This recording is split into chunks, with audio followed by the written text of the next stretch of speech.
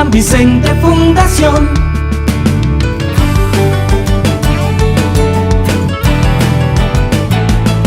San Vicente Fundación.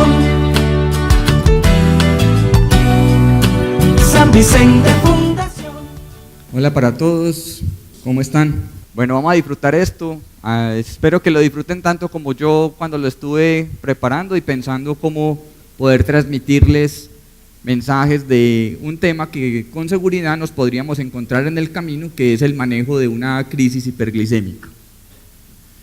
¿Qué tan frecuente es esto hoy en día? Pues ustedes saben que definitivamente la epidemia de obesidad nos va a incrementar el riesgo de cada vez encontrar más pacientes con diabetes tipo 2 y por ende también el riesgo de que alguno de ellos termine llegando en una situación de descompensación. De hecho, podríamos decir que la diabetes es más o menos el 10% de la población podría tener algún grado de hiperglucemia, incluso hasta de diabetes, y se calcula que para 2050, si las cosas siguen marchando así, más o menos 1 de cada 3 norteamericanos podría tener diagnóstico de diabetes mellitus. Para introducir un poquito el tema, yo quisiera contarles el caso de un paciente. Es un paciente que, recuerden, crisis hiperglucémica es una de las emergencias metabólicas más frecuentes, que tiene un espectro muy grande que va desde formas leves a formas severas, que puede ir desde un poquito de deshidratación hasta el coma, y digamos es un caballero que nos envían porque tiene un cuadro de dolor abdominal fuerte, con náusea, con vómito, con malestar, con signos de deshidratación, y a quien le encuentran dentro de sus exámenes una glucemia en 923. Tiene adicionalmente este paciente una elevación de azoados, sus valores de leucocitos están por encima de 11.000, con una acidosis, un pH en 7,08 y adicionalmente somnoliento y responde poco al interrogatorio. Este podría ser un caso de un paciente que nos encontremos en un servicio de urgencias y que precisamente quiero que desarrollemos en el día de hoy. Digamos que cuando hablamos de crisis hiperglicémicas tenemos dos puntos grandes, o la forma de cetoacidosis, que es específicamente en el paciente con la deficiencia absoluta de la producción de insulina, o el estado hiperosmolar, donde uno ve que es el paciente más, el del diabético tipo 2, el del paciente adulto, donde hay producción de insulina, pero que es una insuficiencia relativa. ¿Qué quiero decirles? De aquí me parece supremamente importante que al menos 1 de cada 4 pacientes diabéticos tipo 1 podrían tener como manifestación inicial una crisis hiperglucémica en una forma de cetoacidosis. Sabemos que también los pacientes con estado hiperosmolar podrían dar cuenta del 1% de todos los pacientes hospitalizados por diabetes, y que lastimosamente la mortalidad todavía persiste, sobre todo especialmente en pacientes después de los 60 años, donde se ve asociado a otro tipo de comorbilidad. Yo quisiera recordarles de una manera muy rápida cómo funciona lo del control de la glucosa en nuestro organismo. Si usted incrementa la glucosa en sangre, pues va a incrementar la liberación de insulina. Esto va a traducirse en disminuir la gluconeogénesis, la glucogenólisis, va a inhibir la secreción de glucagón y va a aumentar la captación de glucosa en músculo y tejido adiposo. ¿Por qué les estoy contando esto? Porque precisamente si usted tiene un déficit relativo, como sucede en el paciente con un estado hiperosmolar, o un déficit absoluto, como sucede en el paciente con una cetoacidosis diabética, entonces vamos a ver que por mecanismos diferentes vamos a llegar a un factor común, no solo de hiperglucemia, sino también de un comportamiento que tendrá que ver en las formas de estados hiperosmolares con esa salida y uso de aminoácidos que va a llevar a un aumento en la gluconeogénesis, que se va a traducir en hiperglucemia, que va a llevar entonces a una diuresis osmótica, deshidratación, y por eso tal vez la manifestación más importante es mucho más marcada la pérdida de agua en el paciente con el estado hiperosmolar, de deshidratación, de hiperglucemias más marcadas, que lo que sucede en el paciente con cetoacidosis, donde lo que va a suceder es que ese tejido adiposo va a aportar ácidos grasos, estos se van a traducir en un incremento en la producción de cuerpos cetónicos, beta-hidroxibutirato o acetoacetato, aumento en los cuerpos cetónicos, disminución del álcali y finalmente acidosis, que es lo que va a enmarcar el contexto de un paciente con cetoacidosis diabética. Si ya lo pusiéramos en un poquito más de detalle, entonces yo diría que ese paciente que tiene ese déficit absoluto, aumentando los ácidos grasos, la cetogénesis, los va a llevar a cetoacidosis, hipertrigliceridemia, a la pérdida de la utilización de la glucosa, que también lleva a hiperglucemia, a el sustrato gluconeogénico, que va a llevar a hiperglucemia, y finalmente fíjense que todo termina en el contexto de niveles elevados de glucosa, ya sea por la vía de déficit absoluto o por un déficit relativo, que en este caso también ante situaciones de estrés va a llevar a que ese paciente pierda la capacidad de su síntesis proteica, al gasto de las proteínas, y finalmente todo esto se va a traducir también en hiperglucemia. De aquí quiero destacar que se superponen algunas situaciones particulares entre cetoacidosis y el estado hiperosmolar. Y de hecho hay pacientes que tienen estados hiperosmolares en donde también hay la presencia de cuerpos cetónicos, o sea, como una forma mixta. De aquí quiero recordar simplemente es que si un paciente tiene esas 4P características de la polidipsia, de la poliuria, de la pérdida inexplicada de peso y esa polifagia, me están diciendo que hay una falla de célula beta, y eso es independiente. Aún si el paciente fuera un diabético tipo 2, podría estar debutando en una situación particularmente severa que lleve a estas manifestaciones clínicas.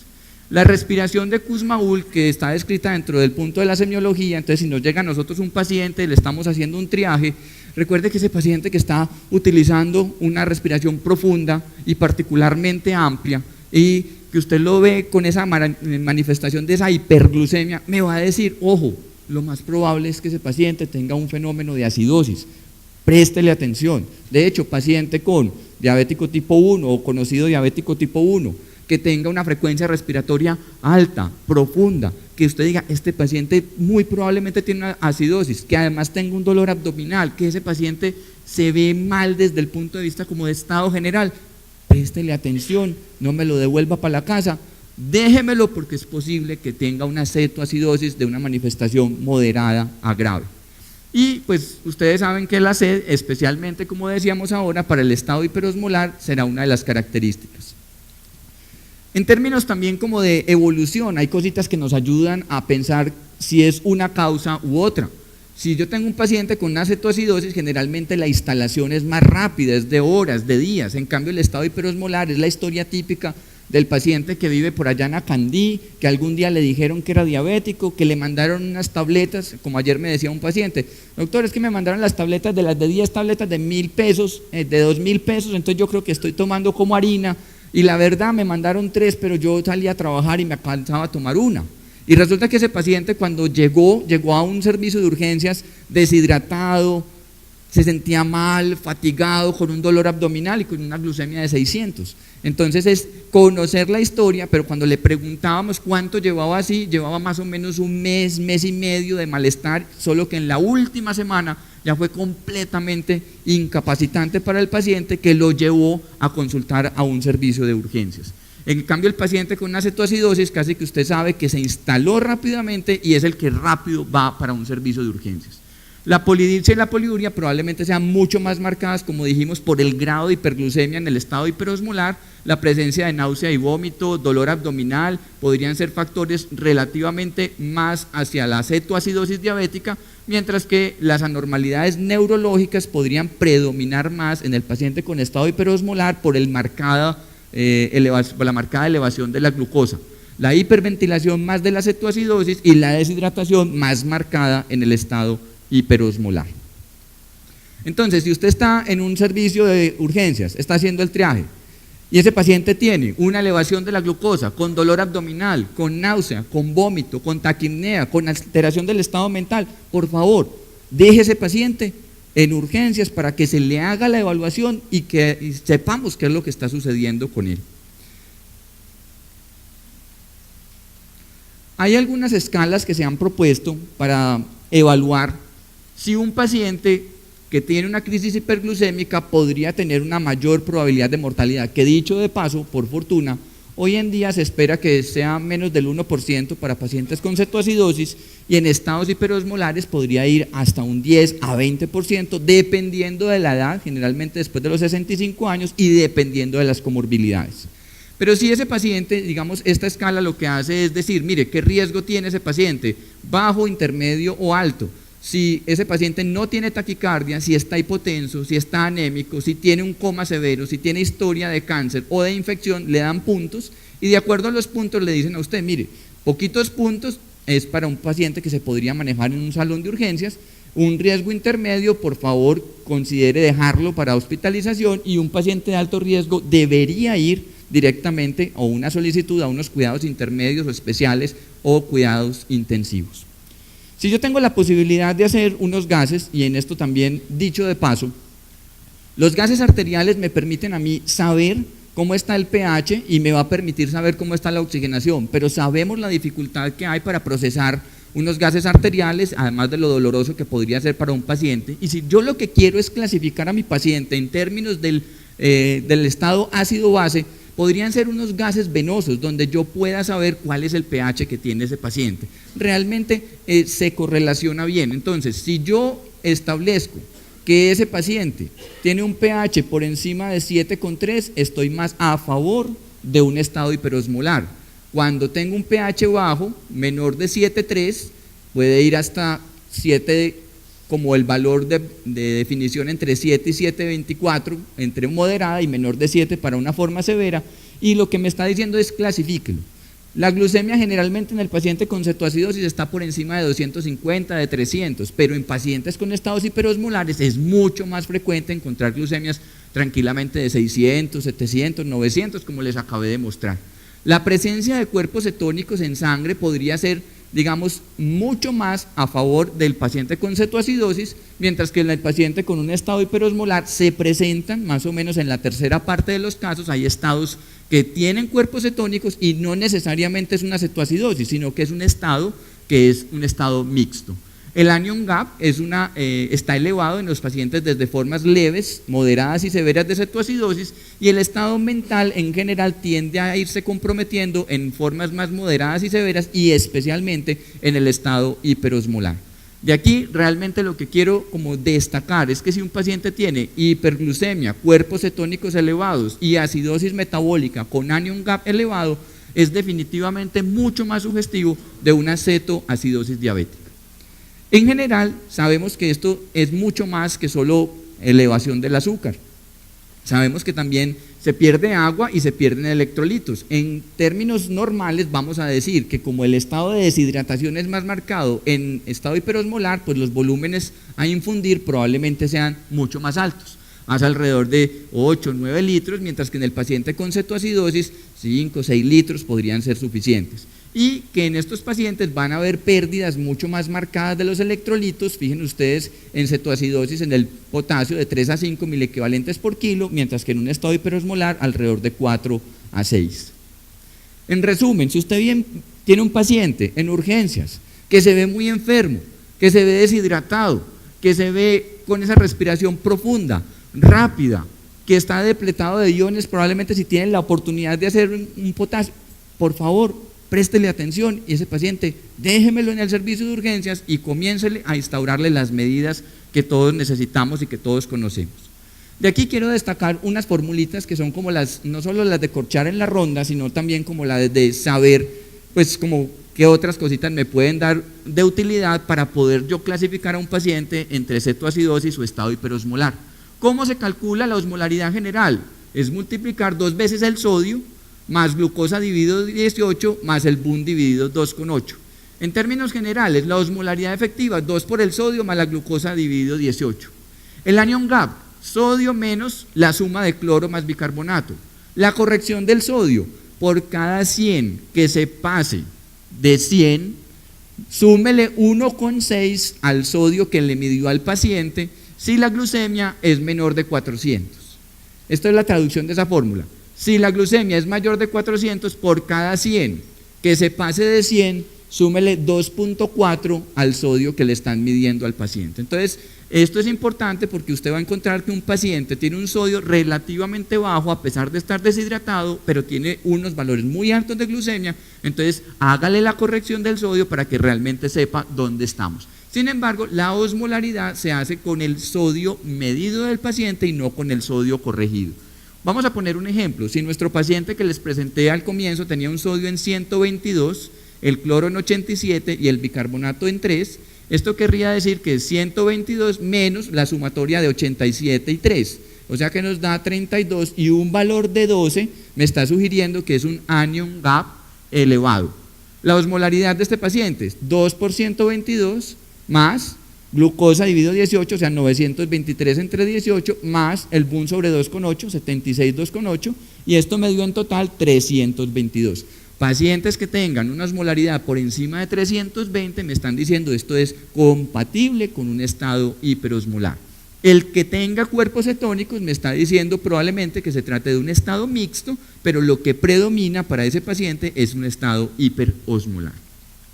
Como le quiero corregir el sodio y tenía un sodio sérico de 122 el medido, pero tenía una glucosa mayor de 400, entonces por cada 100 que se pase de 100 le voy a sumar 2.4. Si tenía 900, eso quiere decir que yo voy a hacerlo 2.4 8 veces, entonces eso me va a dar en total 141. Esto es 2.4 por 8, perfecto. Resulta que hay unas entidades que también dan acidosis con anion gap elevado. No todas son cetoacidosis, pero entonces habrá que mirar si tiene acidosis alcohólica, intoxicación por etilenglicol, por metanol, acidosis láctica, rhabdomiolisis, salicilatos o paraldehído. La verdad es que no es tan frecuente encontrar como esto, y lo primero que uno piensa, pues si uno escucha galopar, es que son caballos y no son ni cebras ni unicornios. Entonces, si un paciente tiene un antecedente de diabetes y tiene una glucemia elevada, pues lo primero que yo pienso es que tenga una cetoacidosis en el contexto de diabetes y no este tipo de alteración que genere acidosis. ¿Qué es lo siguiente que yo tengo que identificar? ¿Qué desencadenó la crisis para el paciente? Y sabemos claramente que los dos primeros que se van a llevar todos los honores siempre serán la infección y el uso inadecuado de la terapia. Llámese medicamentos orales o llámese insulinoterapia, si es un diabético tipo 2 o un diabético tipo 1 respectivamente. Habrán otros factores, sí, pancreatitis, infarto, enfermedad cerebrovascular, uso de glucocorticoides, antipsicóticos atípicos, simpaticomiméticos, tiazidas, pero en general, por mucho, primero búsquele a un paciente infección. Y esto me remonta a mí unos años atrás, cuando yo estaba haciendo la residencia, o sea, hace un tiempito, y me acuerdo que era un viernes noche policlínica, donde ingresamos una paciente con una cetoacidosis, y pues todo relativamente bien, le cuadramos su esquema, le pusimos la infusión de insulina, le pusimos los líquidos. Cuando nos fuimos a ver otro paciente y la enfermera nos llamó y nos dijo, doctor, ¿cómo le parece que a esta paciente, cuando le estábamos haciendo la parte como del cambio de la parte interior, le estábamos poniendo el pañal, en la cara interna del muslo encontramos un puntico que cuando lo apretamos drenó, y resultaba que la paciente lo que tenía era un absceso en la cara interna del muslo que no habíamos detectado inicialmente, ¿sí? Se nos había pasado, y por eso yo se los cuento, porque es que realmente a ese paciente hay que examinarlo desde arriba hasta abajo, buscándole el foco de infección, y muchas veces hasta puede ser un foco dental, puede ser la parte respiratoria, puede ser de tracto geniturinario, puede ser en la piel, pero hay que buscarlo, intensivamente hay que buscar las dos causas, y llévense este mensaje muy grande: infección o terapia inadecuada, porque no la está recibiendo, porque le pasaron muchas cosas. El otro día me tocó ver un paciente que llegó a cuidado intensivo por una situación social muy real, muy dramática. El paciente estaba amenazado y no podía volver a la casa, le dijeron piérdase de acá. Las insulinas las tenía en la nevera, 3 días sin poder irse a aparecer a la casa. Ese paciente en un estrés bien berraco, y encima de eso sin poderse aplicar la insulina, terminó guardado en el hospital por una crisis hiperglucémica. Entonces es el contexto de un paciente lo que le va a decir a uno, préstele atención. Ahora, vuelve y juega, causas, miren qué cantidad. La parte geniturinaria y respiratoria son las tal vez que uno tiene que buscar más, y la parte de la piel. Otras entidades, sí, está bien, hay que buscarlas, hay que considerarlas, pero como les digo, son menos frecuentes, y préstele mucha atención sobre todo al uso de los esteroides, que en la población general son relativamente frecuentes que se utilice, o porque le pusieron para que él tenía un dolor muscular, que le pusieron una inyección de un esteroide para desinflamarlo, y de una forma inadvertida ese paciente probablemente ya era diabético, no lo sabía, y con esto es como la gota que derrama la taza. Entonces, ¿qué hacemos con este paciente? Pues primero, confirme cómo está la glucometría. Segundo, mire cómo está su ritmo cardíaco y ahorita les cuento que me parece importante, dijimos, el infarto agudo del miocardio puede ser un desencadenante de una crisis hiperglucémica en un paciente diabético tipo 2, vale.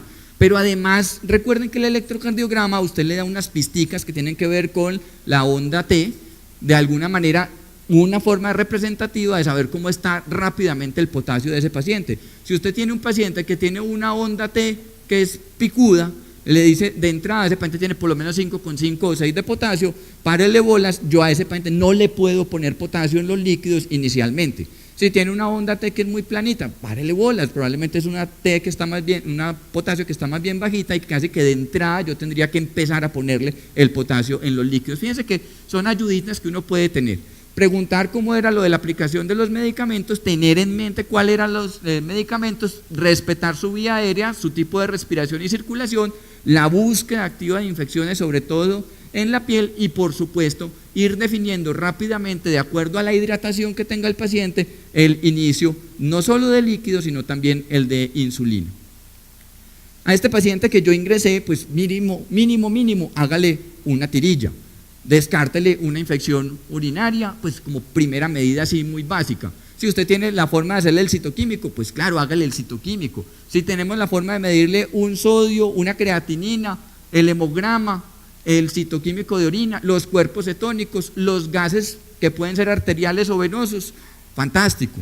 Pero yo también me ubico, digamos, cuando estaba haciendo el ruralito por allá en el Carmen de Viboral y me llegó una señora un domingo, 400 de glucosa, y me acuerdo que la compañerita me decía paniqueada, ¿y qué hacemos? No, pues ¿qué hacemos? No la podemos remitir, espera, ya, vamos a arrancar, pongámosle, ¿qué hay que hacer? Líquidos. Realmente una crisis hiperglicémica lo que necesita es médico o médica al frente del paciente. Lo que necesita es un glucómetro y lo que necesita es un personal dispuesto a trabajar. Si usted tiene un paciente, lo detectó, empieza a ponerle sus líquidos, empieza a hacerle la glucometría cada hora, va mirando cómo está descendiendo la glucosa, le va ajustando los líquidos y le va ajustando la insulina, créanme que esto funciona y les va muy bien, pero hay que estar al frente. Esto es una cosa que es clarísima, hay que estar al frente del paciente. ¿Qué otros aspectos hay que tener en cuenta? Lo primero es hidratar, lo primero. Segundo, tener en mente que el potasio se baja de una forma marcada en los pacientes que han tenido esa poliuria severa.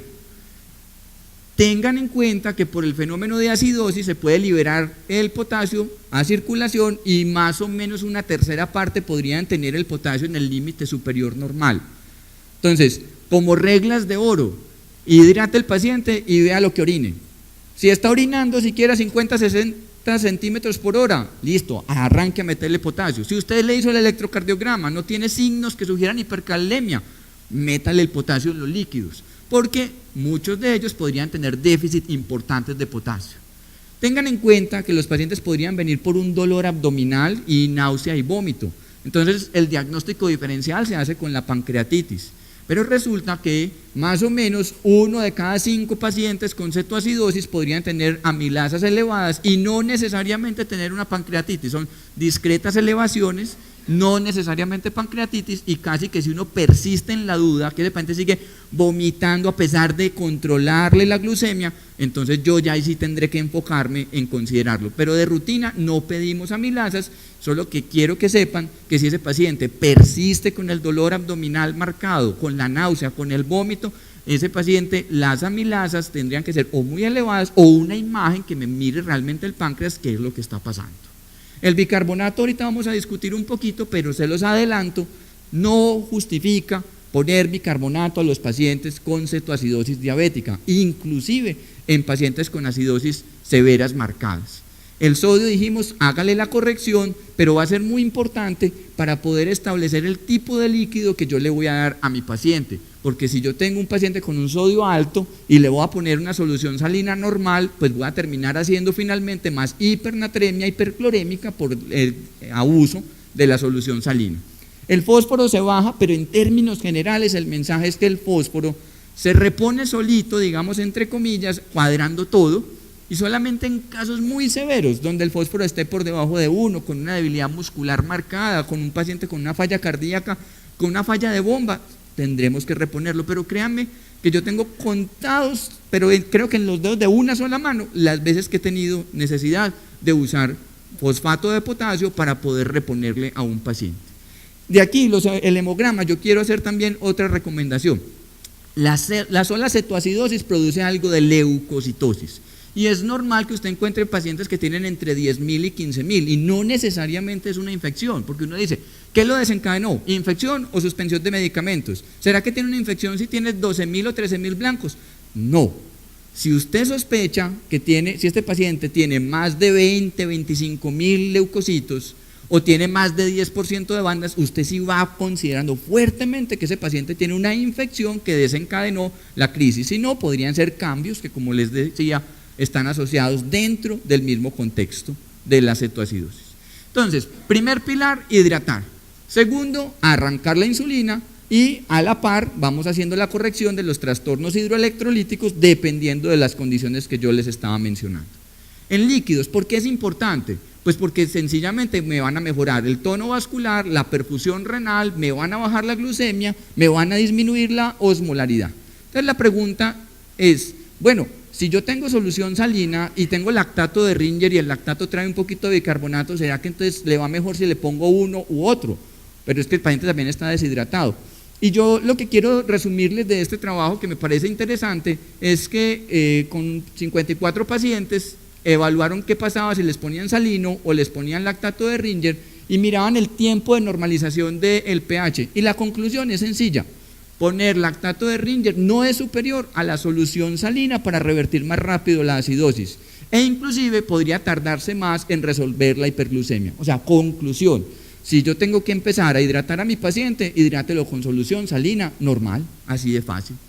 ¿Cómo voy a arrancar a hacer esa hidratación? Entonces, como sabemos que está muy deshidratado y el paciente tiene un estado hiperosmolar, entonces yo a ese le voy a cargar más la mano con los líquidos. El de la cetoacidosis, un poquito más suave. Póngale 1 litro en las primeras 24 horas y luego continúemelo a 500 centímetros por hora por 4 horas y vas bajando a 300 y luego le vas bajando a 200. Esa es una alternativa, sobre todo en un paciente con un estado hiperosmolar que me permita salir rápidamente de esa hiperglucemia. El segundo punto es, yo empecé a hidratar a mi paciente. Créame que con solo hidratar, ese señor que tenía 900, muy rápido me podría haber bajado la glucemia a 500, a 600, con solo empezarlo a hidratar. Una vez yo ya empecé ese proceso de hidratación, yo también tengo la posibilidad de ponerle la insulina. Entonces la pregunta del millón es, ¿con bolo o sin bolo? Porque eso siempre es pregunta de ronda y eso es, dígame si sí o si no.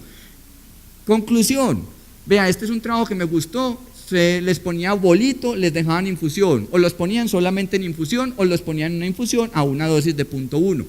¿Qué encontraron en este trabajo que me gustó?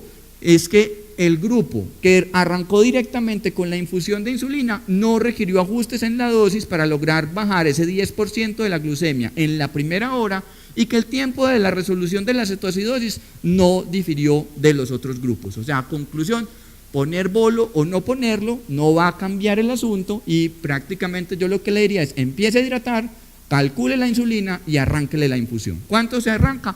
0.1 unidad por kilogramo por hora. Entonces, si el paciente pesa 60 kilos, entre 5 a 6 unidades por hora de insulina regular en infusión continua. Y le estamos poniendo líquidos por un lado y le estamos poniendo la insulina por el otro lado. Y le vamos haciendo glucometría cada hora para mirar cómo va el descenso de ese paciente. 50, 60 miligramos es lo que yo espero que vaya descendiendo por cada hora. Entonces, en insulina, arránquele vía venosa, 0.1 unidad por kilo por hora, hágalo en una infusión continua. Si la glucosa no le está descendiendo lo que queremos, entonces auméntele la dosis. Generalmente yo lo que les digo a los médicos es muy fácil. Si usted le calculó que era a 5 unidades por hora y no le bajó el 10%, súbale más o menos a 6 o 7 unidades por hora. Vaya suavecito porque también se desespera uno en incrementar demasiado la dosis, después termina siendo una hipoglucemia. Entonces aquí la clave es vaya despacio, pero vaya haciendo y vaya mirando cada hora. Cuando la glucosa esté por los 200, 250, bájele la infusión de insulina más o menos a la mitad. Casi siempre esto coincide como manténgalo alrededor de 2 a 3 unidades por hora. ¿Sí? Entre 1 a 3, 2 es como el promedio, 2 unidades por hora y usted ya en ese momento cuando le bajó de los 200, recuerde que ya a ese paciente, si es un diabético tipo 1, le va a empezar también ¿qué? Dextrosa, para evitar que le siga bajando y mantener como un control, como un flujo glucémico todo el tiempo. ¿Qué se recomienda? Que si yo tengo la posibilidad, por lo menos cada 2 horitas, cuando estoy arrancando, le mira el sodio, le mira el BUN, le mira el pH, la creatinina y la glucosa, para poder saber que ese paciente va en buenas condiciones. En la vida real, en el ruralito, tengo un glucómetro, mientras que me traen el citoquímico de orina y el hemogramita para poder saber. Entonces, ¿qué tengo yo que hacer? Líquidos, cómo está la presión, si está orinando o no está orinando, cómo está la frecuencia respiratoria de ese paciente, si está mejor, cómo están las mucosas, cómo va la glucemia y si me está descendiendo entre 50 y 60, si voy bien, siga entonces en ese mismo proceso y verá que es mucho más sencillo. Tampoco, esto a veces digamos que lo enreda más de la cuenta. Si es un estado hiperosmolar, diga, es mucho más marcada la hiperglucemia, entonces vuelve y juega, voy a utilizar insulina regular. Generalmente las infusiones las utilizamos como 1 en 1, entonces 1 unidad por 1 centímetro. Lo importante es que usted sepa cómo calculó su dosis para poder saber que es pues cuál es la cantidad de unidades que va a poner. Si vuelve y juega, si pesa 60 kilos, 6 unidades por hora. Continúe la infusión, si la glucosa no cae, entonces aumente por lo menos la dosis. Si ya la glucosa está por los 300, bájele a la infusión, esto generalmente es alrededor de 3 unidades, 2-3 unidades por hora. Manténgale la glucosa entre 250 y 300 hasta que ese paciente se vaya recuperando del estado mental y váyale haciendo los exámenes cada 2 a 4 horas para que usted verifique que el paciente va mejor.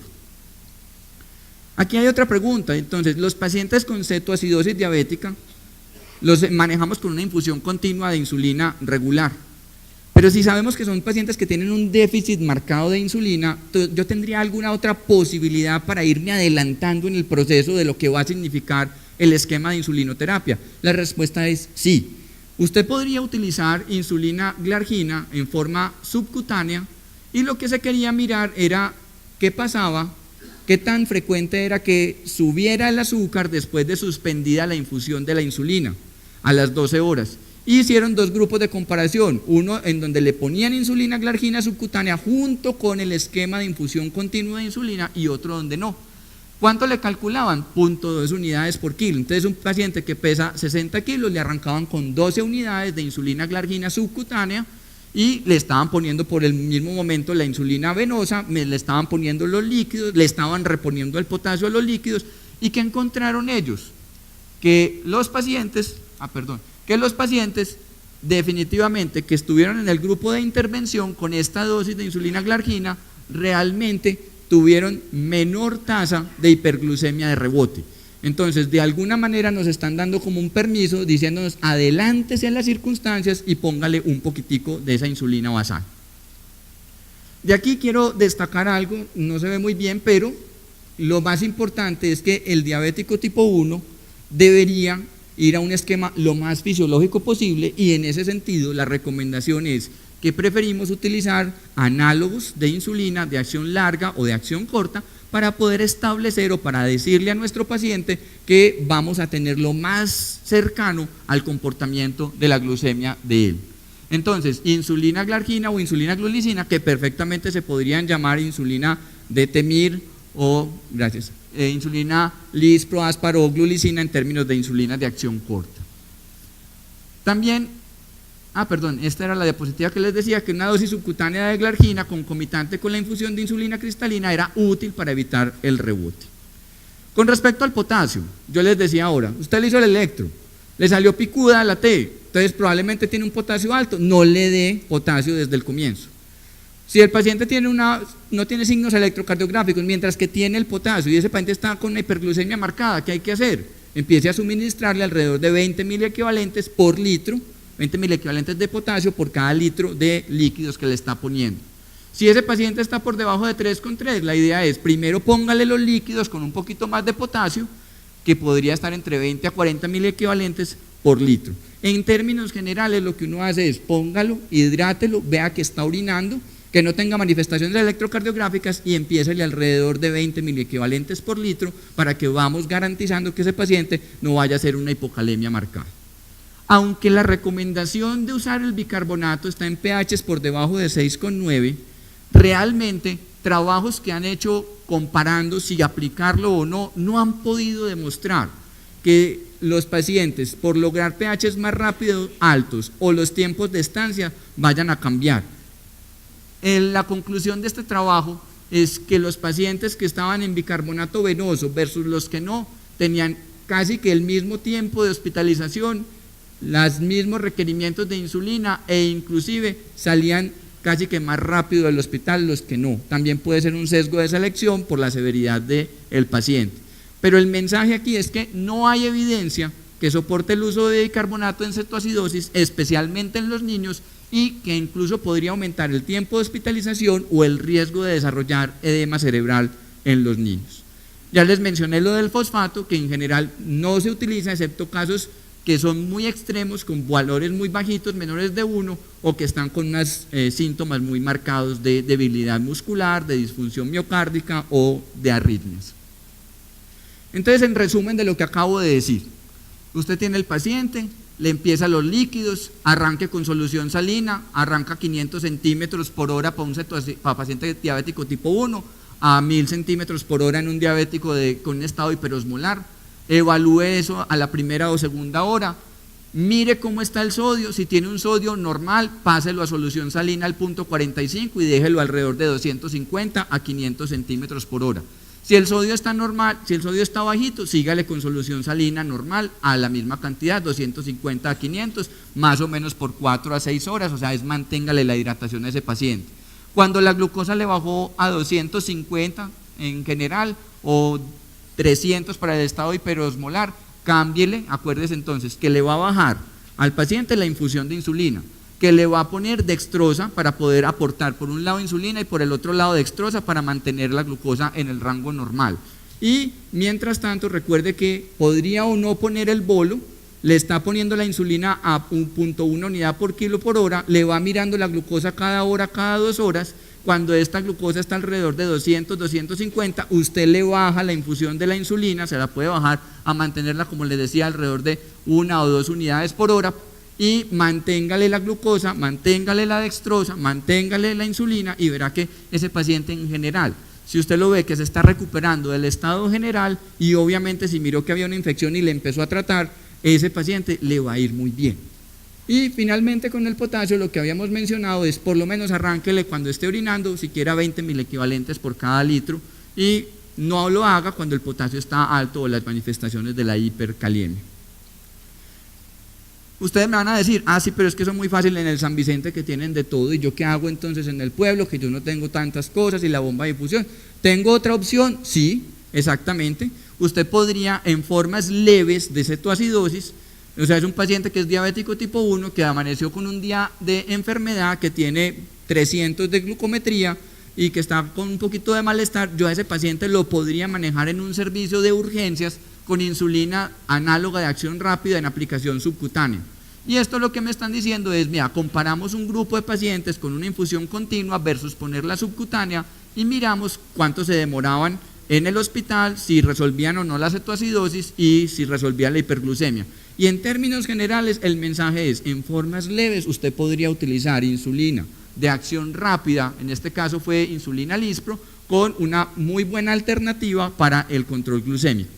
Entonces, la ruta de este viaje, controle la hipovolemia, hidrátelo, resuélvale la acidosis, empiécelo a mejorar de la glucemia, corríjale los electrolitos y vamos ya para este punto que es reiniciar la vía oral y hacer la transición de insulina venosa a una insulina subcutánea. ¿Cuándo digo yo que ya puedo hacer este paso? ¿Cuándo dije yo que se resolvió el problema? Cuando esa glucemia está por debajo de 200 y tenga al menos 2 de estos, un bicarbonato por encima de 15, un pH en el rango normal y un anion gap que haya descendido. Si en el estado hiperosmolar el estado mental se mejoró y si la osmolaridad sérica ya está por debajo de 320.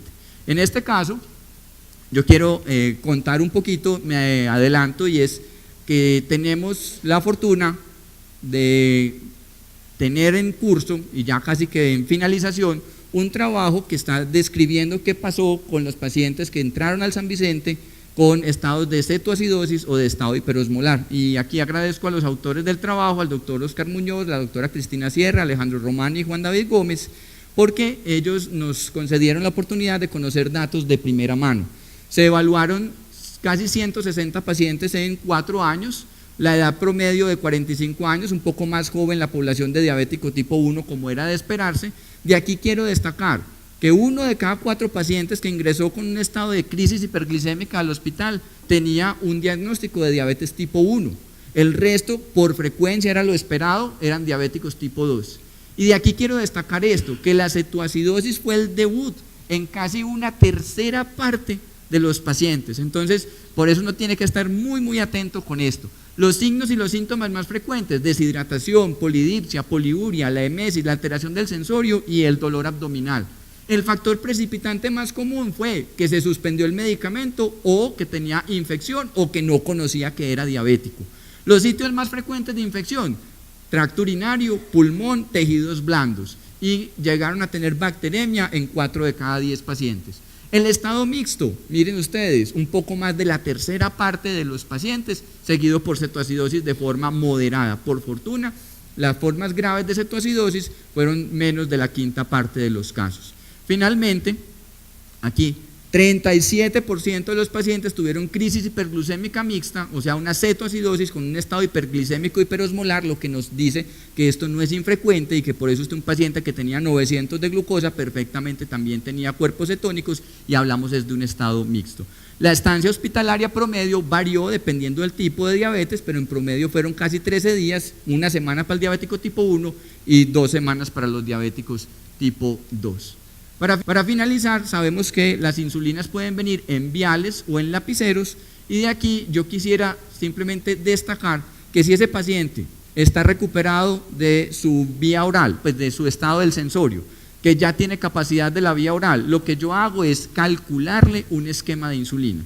¿Qué insulinas tengo yo disponibles? Las de acción corta o las de acción larga. En acción corta, lo que yo más quiero destacar de las análogas, lispro, aspar y glulicina, o las de acción larga, insulina glargina o insulina detemir. También existe NPH, o también está la insulina cristalina, que, como les decía, digamos, no se recomienda tanto hoy en día por la situación particular de la parte fisiológica del esquema. Mensaje final que quiero dejarles es: si usted sabe cuántas unidades de insulina requirió ese paciente, calcúlele el 80% de la dosis que requirió cuando estuvo en la infusión. De ese 80%, calcúlele un 50-60% en la insulina basal y el otro 40% en la insulina predesayuno, prealmuerzo y precena. Esto me va a permitir hacer una transición más rápida con mi paciente. Entonces, generalmente yo lo que digo es: espérese para que al otro día por la mañana, que tenga personal suficiente, usted pueda decir: vamos a arrancar a desayunar. Ese paciente yo lo estoy manteniendo con los líquidos venosos, le voy a decir al personal de enfermería que verifique que desayunó, le ponemos la primera dosis de la insulina basal, le puedo poner la primera dosis de la insulina rápida, verificando que ya desayunó, y a la hora le cierro la infusión de la insulina regular y ya lo dejo que empiece a caminar con el esquema que yo le estoy calculando. Entonces, la diabetes es una enfermedad que cada vez está más prevalente y podríamos encontrarnos más casos de estados de crisis hiperosmolar o cetoacidosis, que puede llevar a la muerte si no se realiza una identificación rápida, que siempre hay que descartar una enfermedad subyacente que descompense, que los líquidos, la insulina y el potasio son definitivamente los pilares del tratamiento, y que los análogos de insulina son una muy buena opción en casos de formas no severas, y que la evidencia actual no apoya el manejo con bicarbonato. Muchísimas gracias por su atención. San Vicente Fundación.